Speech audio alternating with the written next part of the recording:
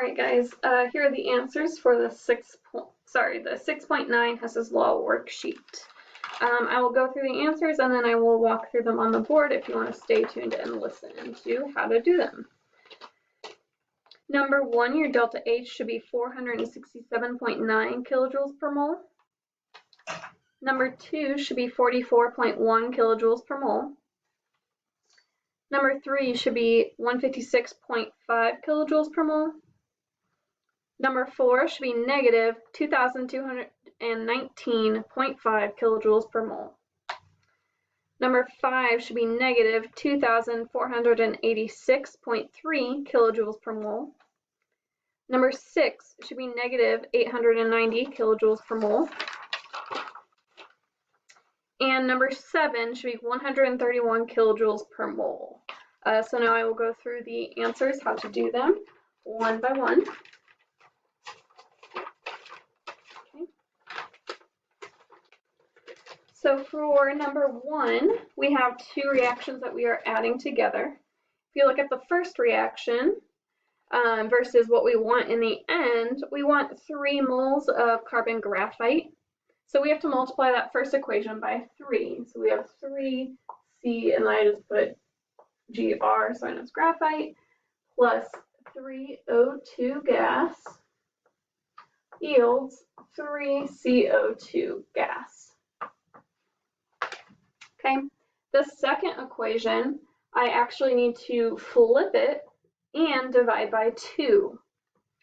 So that gives me 2 iron 3 oxide solid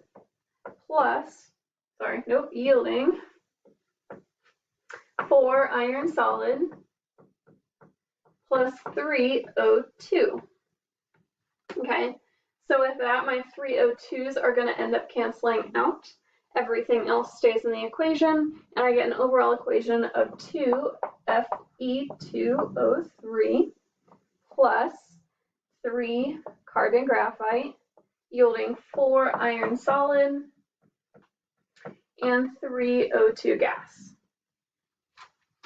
With my delta H values for the first equation, I have to take 3 times negative 393.5 kilojoules per mole and add to it negative 1/2 times negative 3,296.8 kilojoules per mole. When I add those two values together, I get 467.9 kilojoules per mole. Okay, so there's my work there. Let me know if you can't see anything on the screen. I can always post a picture later on of my work. Moving on to number 2.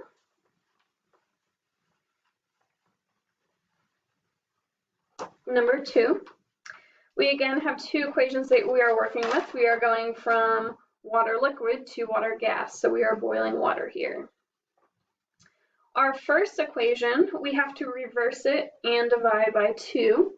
That will give us H2O liquid plus 1/2 CO2 yielding 1/2 H2 gas.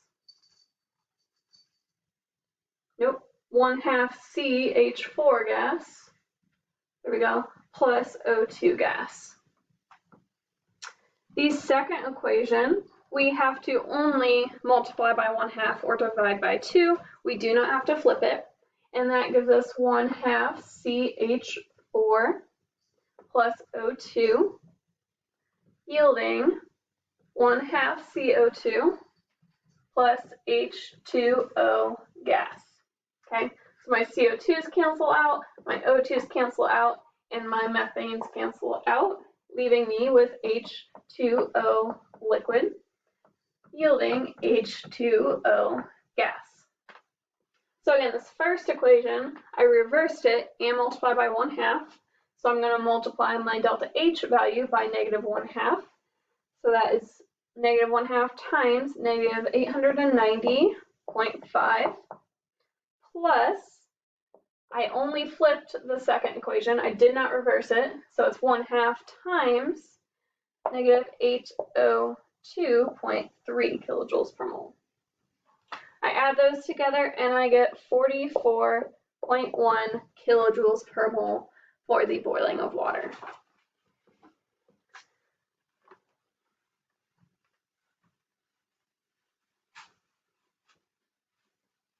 Okay. For number 3, we have 3 equations to deal with.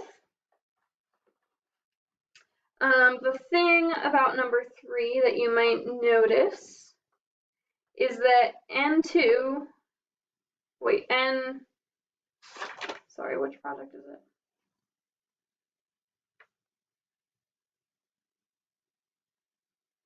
Cannot find it.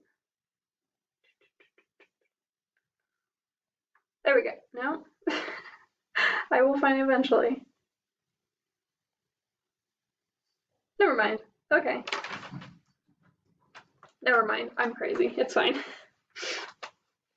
So for the first reaction, which is 2NO yielding N2 plus O2,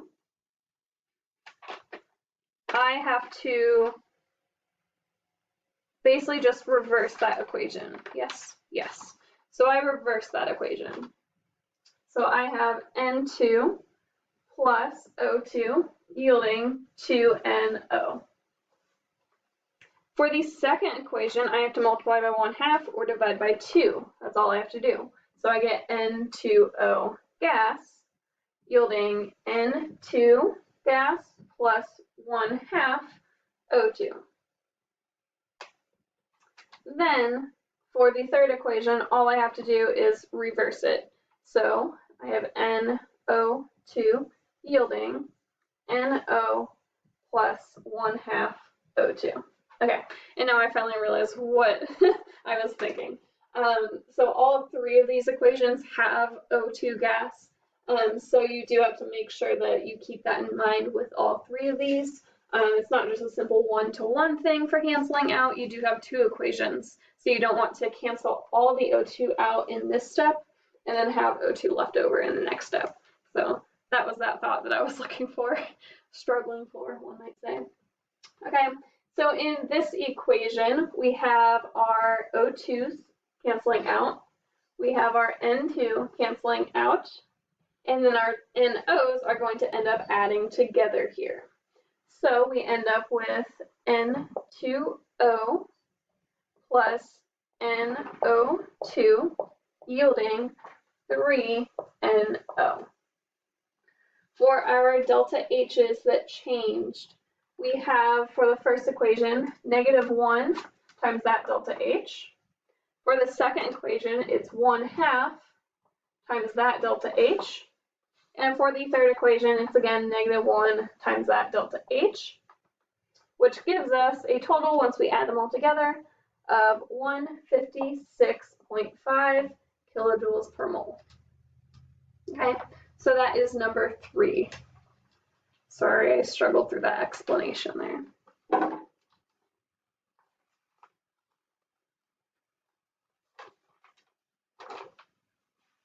Okay, number 4. We again have 3 equations to deal with. For the first equation, all I have to do is multiply by a coefficient of 3. So I have 3O2 plus 3CS yielding 3CO2. You'll also notice for this one that O2, which is the reactant we need in the overall equation, is again in 2 places. So you kind of have to, instead of deciding what coefficient I'm going to use by the O2, here I'm really looking at the CO2 to figure out what I need to multiply it by. So that's another thing to consider when you have 3 equations. If you have 2 things that you need in your final equation in different places, or 1 thing in 2 different places rather, you have to consider other things in the equation to kind of figure out what coefficients you want to use. So it's kind of like a puzzle in that way. The second equation, I need to reverse it and multiply by 4. So I'm going to have 2O2 plus 4H2 yielding 4H2O. And for the third equation, all I have to do is carry that equation directly over. So all I'm doing is multiplying by 1, basically. And I have C3H8 yielding 3CS plus 4H2. So here my hydrogens are going to cancel out, my carbon solids are going to cancel out, and everything else is going to end up in the final equation. So I end up with C3H8 plus 5O2 yields 3CO2 plus 4H2O. And for what I do with my delta H's, for the first equation, it's going to be 3 times negative 393.5 plus, I have negative 4, negative because I reversed, 4 because I changed my coefficients, times 286 kilojoules per mole. And then I just have 1, because nothing changed, times 105 kilojoules per mole. If I add all of those together, I get negative 2,219.5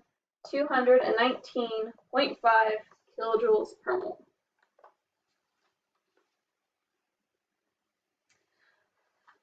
Number 5 is another equation with 3 steps, or 3 little equations that make it up.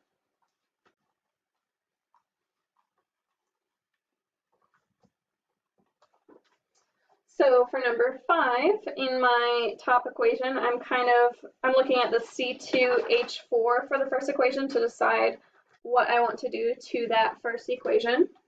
The coefficient is 1, so I'm going to end up multiplying by 1/2, or just dividing by 2 for that equation. So that'll be C2H4 yields 2H2 plus CS, carbon solid, 2CS, there we go. For my second equation, I need to both reverse it and multiply by 2. So I'm going to have 2C solid plus 4F2 yields 2CF4.